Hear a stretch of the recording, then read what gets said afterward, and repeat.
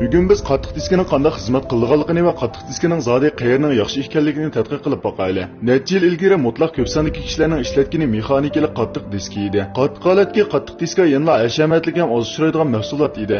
Ammo texnikaning uzluksiz pishib bitilishiga ergishib, qattiq holatga qattiq diska borgan sari umumlashib, yer shari bo'yicha mal chiqarish miqdori 2019-yili tarixiy xarakterli holda mexanikalik qattiq diskidan eshib ketdi. Shundoq, qattiq diski sohasidagi umumiy xalq iste'mol darajasi kelish oldida turmoqda. Mexanikalik qattiq diskiga selishtirganda qattiq holatdagi qattiq diskining o'qish yozish sur'ati jihatdan mutlaq ustunligi bor. Mexanikalik qattiq diski ichki qismidagi magnetlik diskiga tayanib sonliq ma'lumotlarni saqlay oladi. Bir parcha magnetlik diskga o'xshash bo'lmagan magnet yo'lni sizib chiqa oladi. Har bir magnet yo'li yana o'xshash bo'lmagan sektor rayoniga bo'linadi. Kompyuterdagi har qaysi hujjatlar magnetlik diskining har qaysi sektorlariga tarqoq saqlanadi.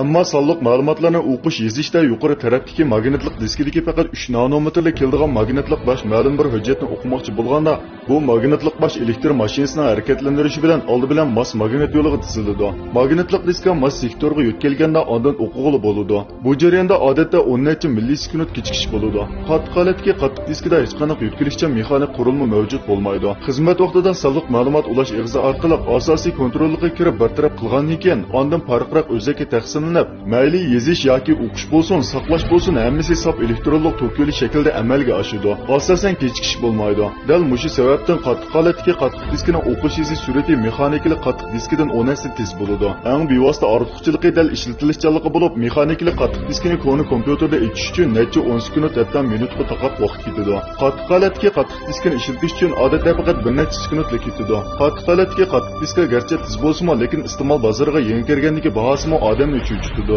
2007-yili qattiq holatdagi qattiq diskining har GB'sining bahosi mexanikalik qattiq diskining 100 yaqin edi. Ammo yaxshi zavod nihoyat tezla baho tushirish usulini tepib chiqdi. Qattiq holatdagi qattiq diskidagi sonliq ma'lumotlarni saqlashga ishlatilgan tez saqlash uzukining ichki qismidagi eng asosli saqlash bo'lagi fushan kristal lampasi bo'lib, dastlabki mezgillardagi bir fushan kristal lampasi faqat 0 yoki 1 ni saqlay oladi. Ya'ni bir sonliq ma'lumot bo'lib CX deb atalgan. Fushan kristal lampasining darajasini o'stirish orqali shuningdek yana TLC, MLC va QLC qatorliq tadrijiy taraqqiy qildi. Ularning sonliq ma'lumotlarni saqlash iqtidori 2 bitdan 4 bitga o'sdi. Birlik saqlash iqtidorining o'sishi qattiq holatdagi qattiq diskining bahosini zo'r darajada to'vallatdi. Bugun taxminan 1 TB cho'nliqdagi qattiq diskining bahosi mexanikalik qattiq diskining faqat 2.6 hissasiga to'g'ri keladi. Lekin arzon setish bahosi zarur bo'lgan qurbonliklarni elib keldi. Sonliq ma'lumot saqlaydigan fushan kristal lampasining cheklik umri bor.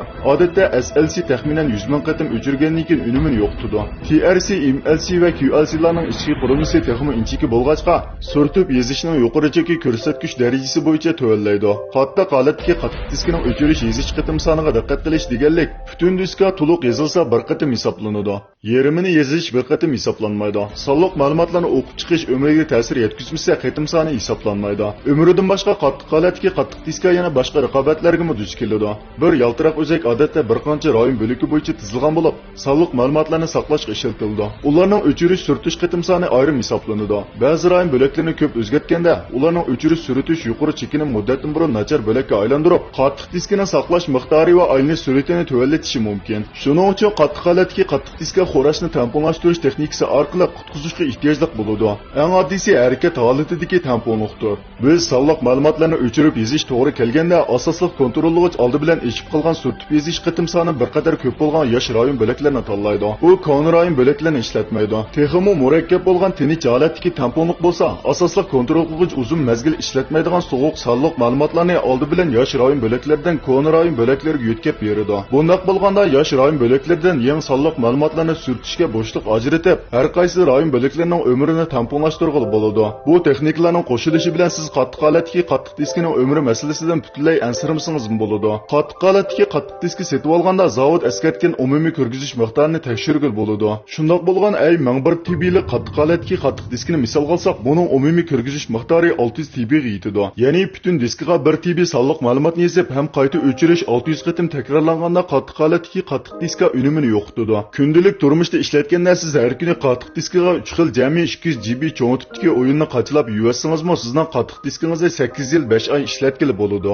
Uning ustiga bugungi qattiq holatdagi qattiq diska odatda 3 yildan 5 yilgacha remonat kapolat mulozimati bo'ladi. Lekin o'xshash bo'lmagan zavodlarning umumiy kirgizish miqdoriga bo'lgan remonat kapolati siyosatining o'xshash bo'lmasligiga diqqat qilish kerak. Agar siz qattiq ishlatsangiz, qattiq diskining umumiy yozish tejish miqdoriga muddatdan burun yetadi. Bir qism korxonalarmi remont kapolati mulozimatini muddatdan burun to'xtatadi degan gap. Selishtirganda mexanikali qattiq diskining nazariy umri uzun bo'lsa-mu, lekin mayli o'qish izi surati bo'lsin yoki cho'ng kichikligi eg'irligi bo'lsin, energiya sarfiyoti shavqining hammasi qattiq holatdagi qattiq diskiga yetmaydi. Uzun muddat ishlatgandan keyin u ichki metal zapchaslarning o'pirib ketishi sababidan texmi ostilab ketadi.